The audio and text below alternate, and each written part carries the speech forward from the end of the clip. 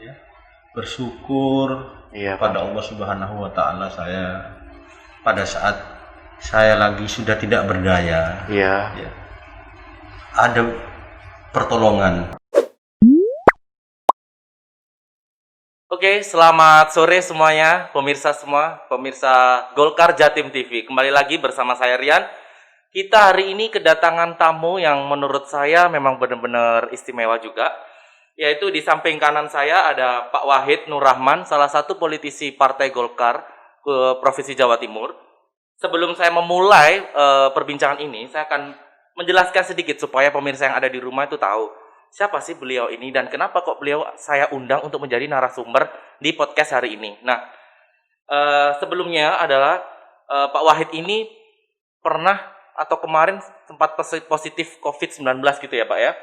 Nah, alhamdulillah setelah perjalanan proses penyembuhan, akhirnya beliau sudah sembuh selama dari pasca dinyatakan negatif sampai hari ini bisa meluangkan waktu datang ke studio untuk kita kulik-kulik bagaimana sih Pak kemarin ketika positif COVID-19 itu akhirnya yang saya rangkup 15 hari ya Pak ya setelah dinyatakan negatif ya Pak ya. Gitu ya Pak ya. Nah, oke langsung saja itu tadi sekilas ketika saya menjelaskan sebenarnya Pak Wahid ini adalah sosok politikus dari Partai Golkar Provinsi Jawa Timur. Perkenalkan Pak, saya Rian. Pak Wahid mohon izin saya mau tanya nih Pak. Karena memang tadi sudah saya buka di awal, karena memang kita tahu, karena memang sekarang ini kan kita sedang diranda pandemi yang tidak selesai-selesai Pak ya. Banyak juga orang-orang yang terkena virus COVID-19.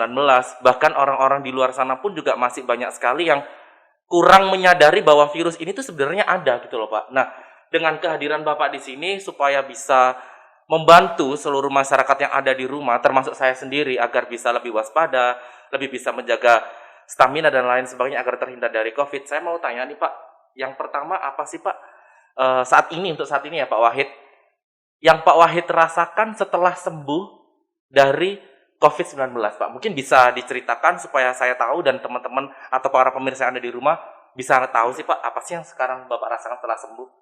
Silakan Pak. Oke, terima kasih Mas Rian Iya.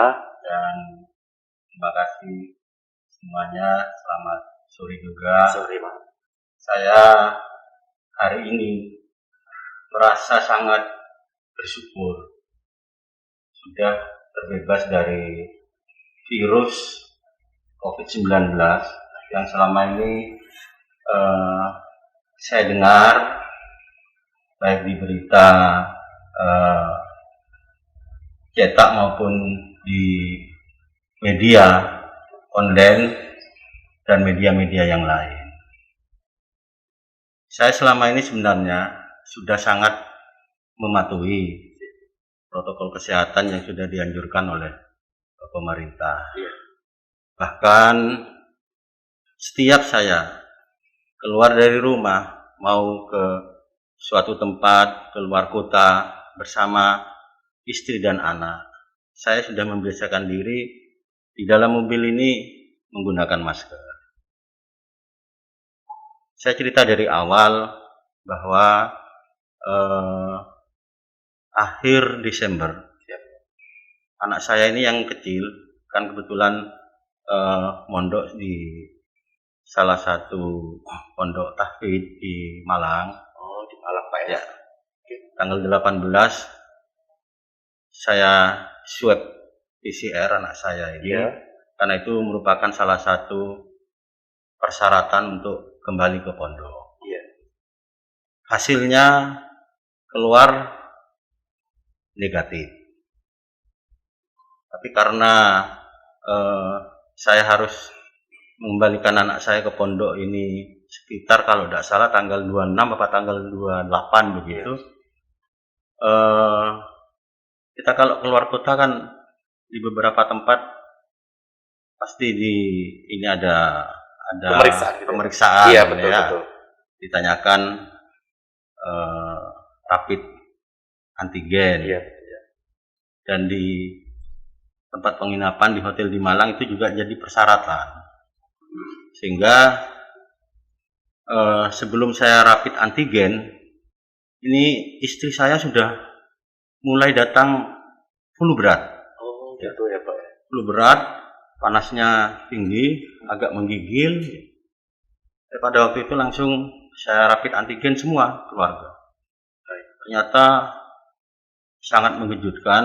Gimana Pak hasilnya? Semua keluarga saya, istri saya dan 3 anak saya, termasuk anak saya yang kecil yang mau saya kembalikan ke Pondok itu? yang tanggal 18 di Ya. swab PCR itu Ya. negatif, ini positif semua. Oh, oke. Akhirnya karena ini rapid antigen, saya minta kepada tim COVID kabupaten waktu itu, Iya, saya Pak. minta swab PCR. Akhirnya saya swab PCR, hasilnya tetap sama bahwa saya ini terpapar COVID ya? COVID-19. Dan itu satu keluarga Pak ya? Satu keluarga. Oke. Akhirnya atas saran dari Iya. tim COVID kabupaten, saya harus isolasi mandiri. Ditawarkan ada beberapa tempat yang sudah disiapkan oleh, kebetulan saya di Kabupaten Probolinggo. Oke. di- Yang tadi saya mau tanya Ya, kabupaten mana Pak? oleh pemerintah Probolinggo ya? Kabupaten Probolinggo. Saya akhirnya memilih, kebetulan saya ada rumah di kota, Iya. terus saya isolasi mandiri di rumah saya yang di kota selama 4 hari. Hari keempat jam 3 malam saya ada telepon dari tim COVID kabupaten Iya. bahwa tetangga saya yang di kota ini resah Oh. karena saya kebetulan ada di situ. Baik. Saya sebenarnya di situ sudah tidak keluar kemana-mana. Dari dalam rumah ya Pak ya? Namanya juga Dalam isolasi rumah, mandiri namanya gitu kan isolasi ya? Mandiri ya. Iya. Tapi dengan sudah vitamin sudah kita masukkan. Waktu itu yang panasnya nyonya sudah mulai agak turun. Kalau Oke. saya dengan anak-anak saya Masih demam tinggi ya Pak? Sehat saja. Oh, masih sehat malahan. Sehat saja. Oh, oke. Tapi karena tetangga resah, akhirnya saya kembali ke rumah saya yang di Traksaan selama 3 hari. Jadi saya justru munculnya batuk berat dengan sesak berat. Iya Pak. Ini hari ke-7. Nah, bukan di awal-awal itu malah Bukan Pak di ya? awal. Kalaunya sudah mulai awal. Oh. Saya justru muncul di hari ke-7. Berarti gejalanya itu beda-beda gitu kayak Pak ya? Beda-beda. Oke. Terus Pak? Ini saya putuskan dengan keluarga, Hmm. saya ini harus dibawa ke rumah sakit. Baik. Sana ada rumah sakit terdekat, Rumah Sakit Waluyo Jati Kraksaan. Heeh. Saya dibawa ke sana langsung oleh dokter di sana. Saya diinjeksi sudah macam-macam. Iya Pak. Saya sudah ada tanya-tanya apa yang sudah dimasukkan ke saya karena waktu itu saya sudah sesaknya agak berat. Saya pakai masker oksigen. Iya. Langsung di situ ada, kebetulan di Rumah Sakit Kraksaan juga menyiapkan kamar isolasi khusus orang yang terpapar COVID-19. COVID. Di situ hanya ada kamar gini, cukup satu ranjang Iya. dengan blower yang suaranya ini, blowernya ini Kenceng banget gitu. ya hampir kayak helikopter. Oke. Wah, jadi semalam saya enggak Bisa tidur ya Pak? bisa tidur. Iya benar-benar. Panas saya batuk, Iya. panas saya juga sesak. Istri saya di kamar sebelah Oh, berarti memang terpisah semua ya Pak ya? terpisah. Oke. Karena kebetulan anak saya yang nomor 1 dan nomor 2 ini juga terpapar. Iya. Akhirnya diperbolehkan masuk untuk melayani saya dengan istri saya semalam itu di rumah sakit. Karena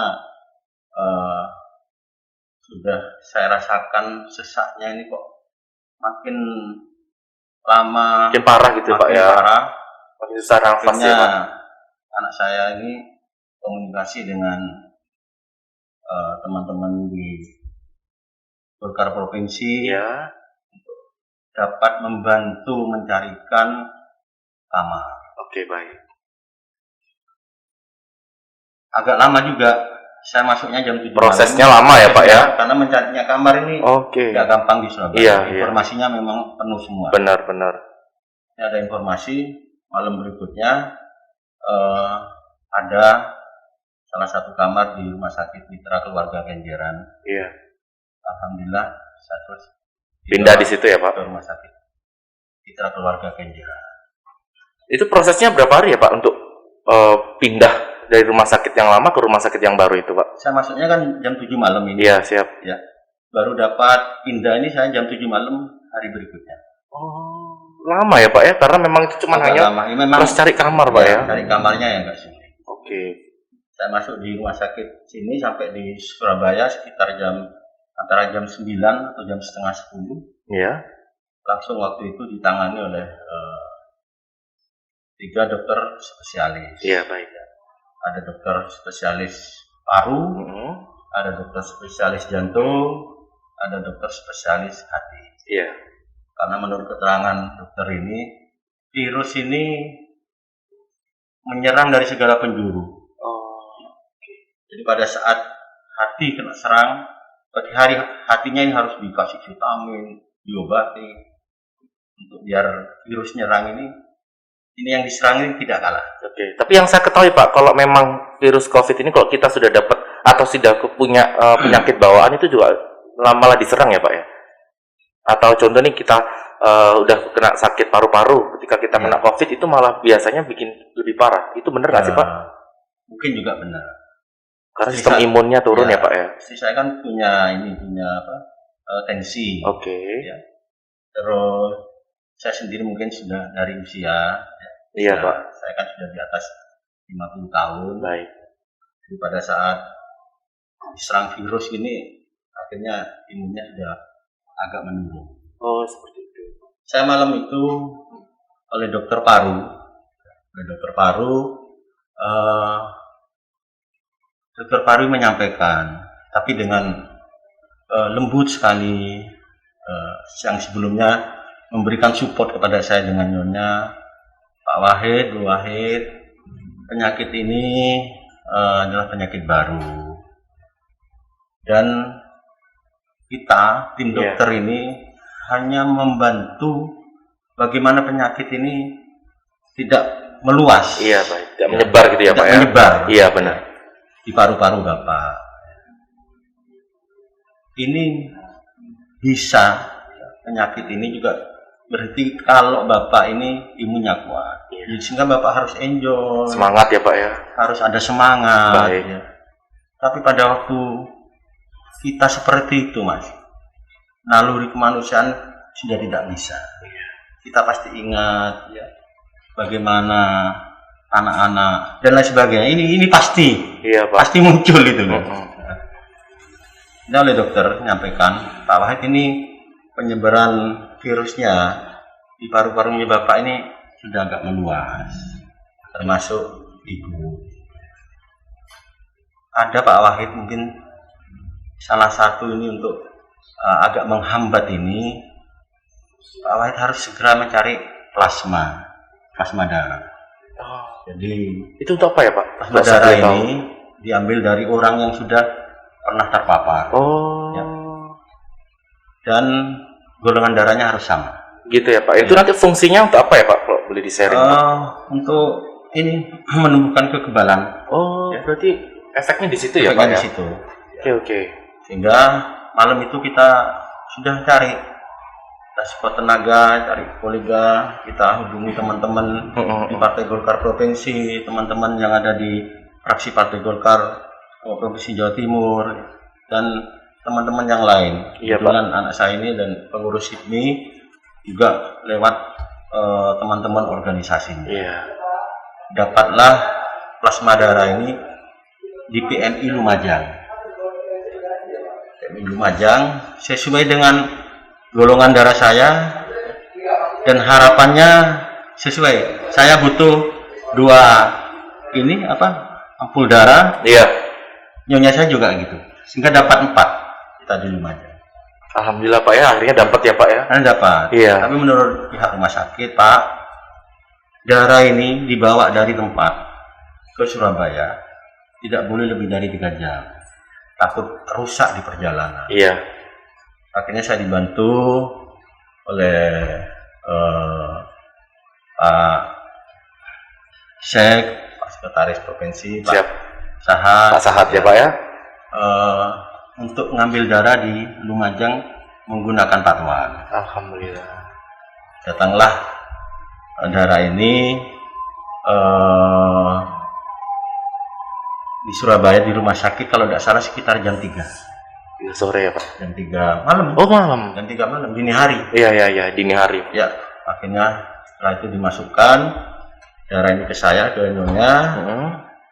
Karena juga ada durasi waktunya. Nggak boleh lama-lama soalnya Pak ya. Setelah itu ampul yang kedua juga dimasukkan.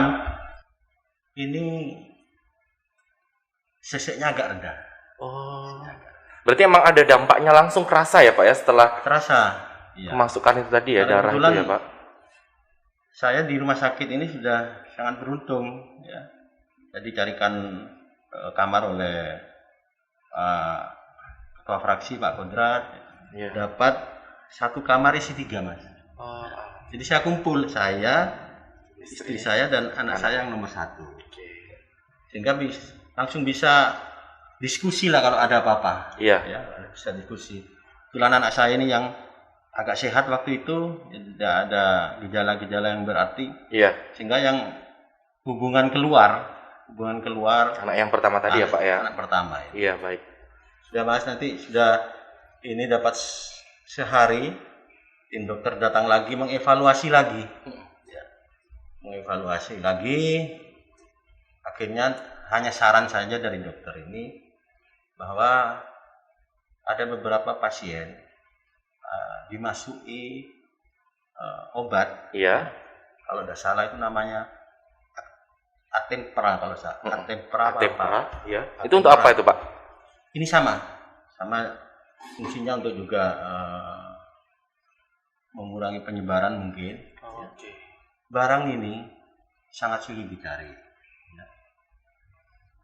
Kalau urusan harga mungkin ya, setiap pasien ya, hanya kepingin biar cepat sembuh. Ini kan tidak jadi ukuran. Iya betul Ya. Pak. Biar sembuh yang penting nggak apa-apa ya Pak. Tapi memang susah barangnya Betul. berarti ya Pak. Saya juga kasih informasi juga ke Pak Sarmuji. Iya, Saya juga baik.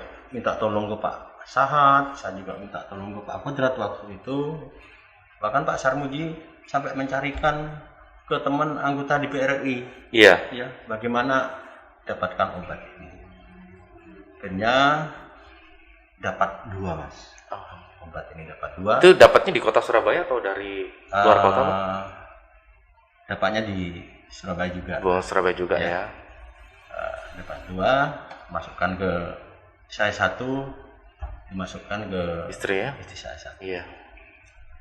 Jadi kalau melihat proses ini, Cukup panjang Pak ya. ya cukup panjang juga. Dan agak rumit ya Pak ya. Saya juga alhamdulillah ya, bersyukur Iya Pak. pada Allah Subhanahu wa taala saya pada saat saya lagi sudah tidak berdaya. Iya. Ya, ada pertolongan ya, dari Allah Subhanahu wa taala mungkin lewat tangan-tangan sahabat-sahabat saya ini yang banyak membantu Iya Pak. sehingga apa yang saya butuhkan ini ada. Iya.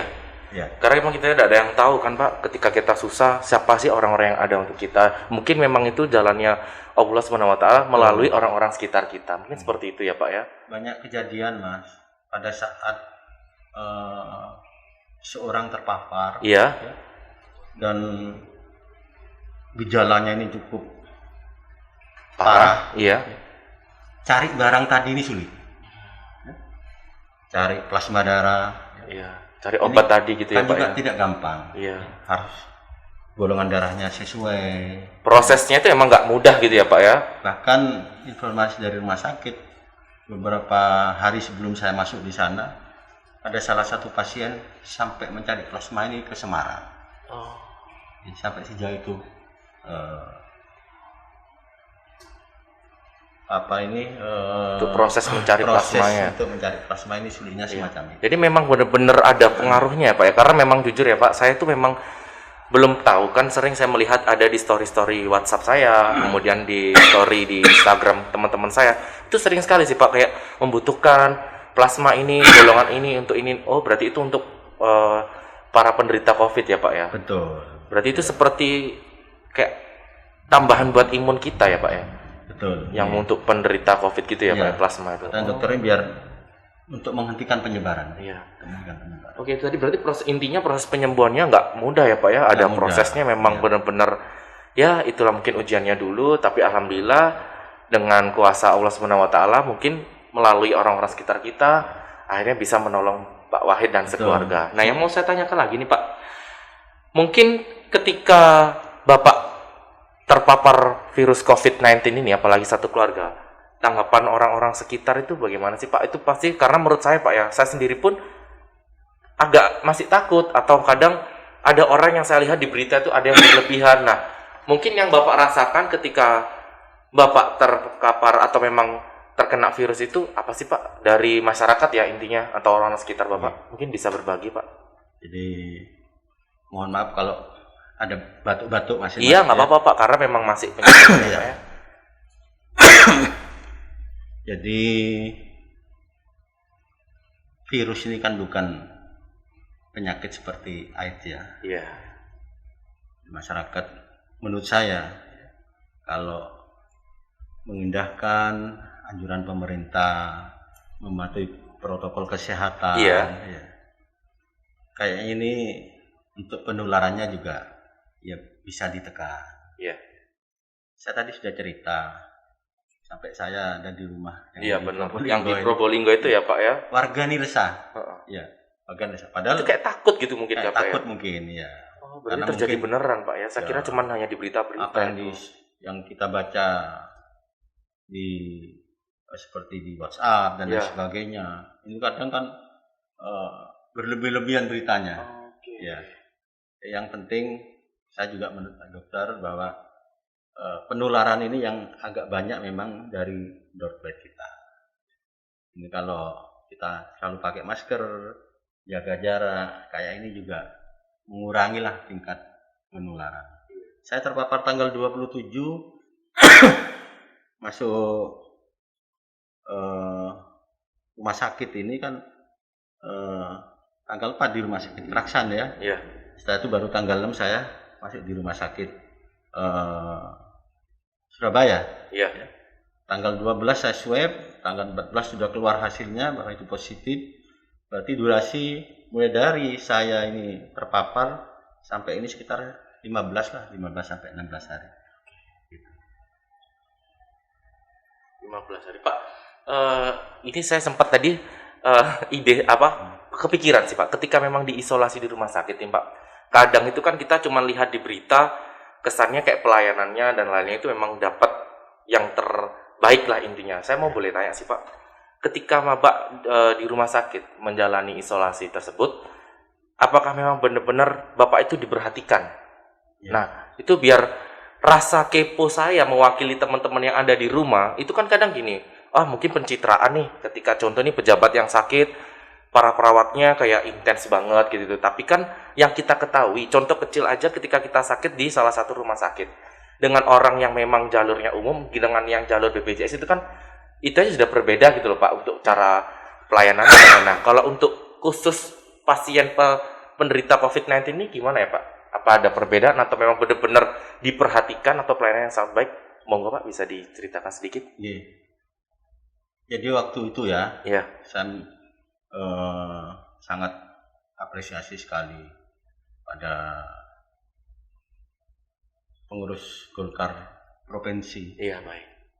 Yang pada saat itu memberikan penghargaan kepada pahlawan-pahlawan kesehatan, dalam hal ini para petugas medis. Ya. Itu yang saya rasakan. Pada saat saya sudah tidak berdaya, beliau-beliau ini sangat telaten menurut saya. Ya.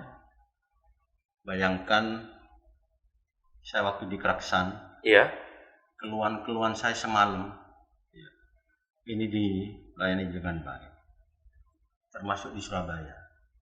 Karena kita ada di rumah sakit ini kan dipantau terus. Iya Pak. Ya.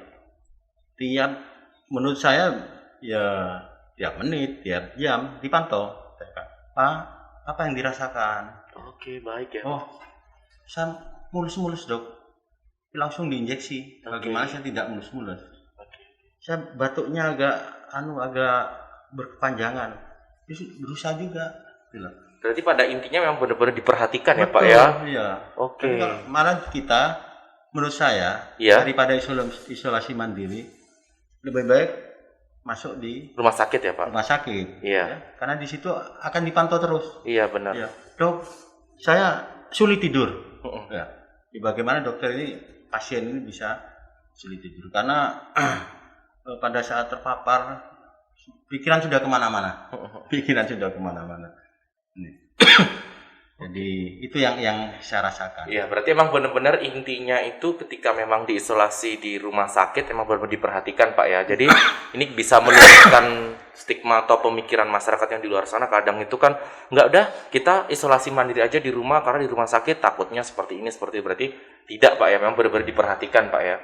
Oke, untuk yang terakhir sih Pak, mungkin pesan dari Pak Wahid sendiri sebagai alumni pasien penderita COVID-19 untuk seluruh masyarakat yang ada di rumah yang masih belum percaya COVID atau yang memang masih belum terpapar virus COVID, apa sih Pak pesan yang terbaik biar kita semua itu tidak terkena virus COVID-19? Mungkin bisa dibantu Pak.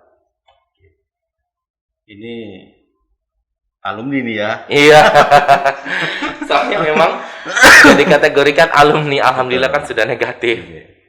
Saya Mas, jadi sampai sekarang ini saya merasakan bahwa sehat itu mahal harganya. Betul Pak. Terkadang kita sudah mematuhi prokes, ya. Karena saya ini klasternya klaster tetangga saya ini, Oh, klaster tetangga. oke. Ya. Sekarang Tetangga. saya keluar dari rumah sakit. Iya. Kebetulan beberapa waktu yang lalu saya menemui teman saya di salah satu hotel, ya. Dan di dalam lift ini, ya, pas kebetulan orang yang masuk di lift ini kayaknya agak batuk-batuk. Iya. Saya merasa takut, gitu loh ya, merasa takut karena saya juga sudah pernah ya. Padahal ini belum tentu Kena iya, COVID ya Pak. gitu. Iya baik. Sehingga kalau ada masyarakat yang nyampaikan mana enggak ada COVID, ya. Iya. Bahkan ada yang nyampaikan kalau ada COVID mau saya makan, ya jangan seperti itu. Oke. Bahwa saya ini sudah pernah merasakan, Baik. ya, bagaimana menderitanya selama sakit, ya. Karena apa? Orang yang terpapar ini, ya, kan tidak boleh ditungguin. Iya. Ya. Padahal orang sakit, ya, kadang biasanya manja, ya, kepengin ini. Saya juga pernah di WA kan juga sering disampaikan oleh dokter Tirta, Iya. ya, bahwa penyakit COVID ini obatnya hanya satu, makan kan. Benar. Itu memang benar ya Pak ya? Tapi pada waktu sakit Mas, Iya. sudah rasa kan sudah tidak ada, Nafsu makan sudah sangat berkurang ya Pak ya? sudah sangat berkurang, rasa sudah tidak ada. Jadi, saya makan ini hanya satu rasa yang saya rasakan ini, ya, kecap manis ini asin sampai di mulut ini, sehingga sudah tidak enak sama sekali. Iya gitu loh. benar. Dokter nyarankan, Pak Wahid harus makan. Ya kayak saya paksakan, masukkan nasi. Kadang mau mual, saya sampaikan ke dokternya, terus saya suruh pakai air. Jadi itu yang saya rasakan. Oke. Jadi saya juga ya ikut menghimbau lah kepada masyarakat Iya. dan sahabat-sahabat saya bahwa himbauan pemerintah ini tidak salah, ya, Baik. untuk menjaga protokol kesehatan. Baik Pak ya. Oke, terima kasih Pak. Itu tadi sedikit perbincangan kita mengenai sebenarnya sebagai gimana sih virus COVID ini, dan Bapak sebagai salah satu alumni pasien yang sudah positif COVID-19 dan alhamdulillah sekarang sudah sehat. Saya doakan Pak Wahid dan sekeluarga sehat terus ya Pak ya. Terima kasih banyak. Iya baik, dan terima kasih juga buat seluruh masyarakat yang ada di rumah. Kita tadi sudah mengulik-ngulik sebentar dengan Pak Wahid bagaimana sih penanganannya, proses penyembuhannya, kemudian bagaimana sikap atau respon dari masyarakat sekitar, dan pesan-pesan untuk masyarakat yang ada di rumah agar kita tetap, menurut saya, kita tetap harus menjaga kesehatan kemudian kita rajin olahraga dan makan polanya itu harus benar-benar teratur gitu ya Pak ya. Betul. Dan jangan sekali-sekali meremehkan tentang protokol kesehatan. Itu yang paling utama ya Pak ya. Karena kita tidak ada yang tahu siapa yang akan terkena virus COVID-19 ini. Jadi buat masyarakat yang ada di rumah, tolong benar-benar diperhatikan himbauan dari pemerintah dan tetap menjaga imunitas serta harus tetap semangat agar kita tetap sehat terus dan tidak sampai terpapar COVID-19. Seperti itu ya Pak ya. Iya. Baik, terima kasih. Satu mungkin Mas. Oh boleh, Saya boleh Pak, silakan. hanya ingin mengucapkan terima kasih banyak Iya, Pak. saya atas bantuan support Iya, atensi dan lain sebagainya dari Ketua DPD Golkar Provinsi Jawa Timur, Sarmuji ya. Bapak Sekretaris, Pak Sahat, Sahat. Pak Ketua Fraksi Pak Kodrat, dan teman-teman pengurus Golkar yang lain Baik. yang sudah memberikan support pada saya untuk tetap tegar, untuk mencarikan solusi-solusi terbaik pada saat saya tidak berdaya, sehingga saya sekarang dengan keluarga akhirnya diputus negatif dari COVID-19 ini, dan mudah-mudahan dalam masa-masa recovery kesehatan kami ini ya langsung terbebas dan bisa beraktivitas kembali dalam rangka ikut membesarkan Partai Golkar di Jawa Timur. Terima kasih Mas. Ya, sama-sama Pak Wahid. Baik, itu tadi salah satu pesan singkat juga tambahan dari Pak Wahid, dan terima kasih juga buat seluruh pengurus Partai Golkar Provinsi Jawa Timur. Baik, kita tidak terasa sudah mengakhiri waktu akhir kita. Terima kasih sudah mengikuti perbincangan kita yang sangat menarik menurut saya. Jadi ingat sekali lagi, ketika kita mengetahui orang-orang sekitar kita ada yang menderita atau terpapar virus COVID-19, tolong jangan dijauhi. Kemudian jangan dianggap itu sebagai aib atau memang harus dijauhi. Itu harusnya kita tolongnya dengan memberi support, memberi semangat, dan tetap benar-benar kita perhatikan walaupun kita harus tetap jaga jarak. Itu aja sih pesan yang bisa saya ambil dari Pak Wahid. Terima kasih. Mohon maaf jika ada salah kata, dan terima kasih atas waktunya Pak Wahid. Salam buat keluarga, baik ya.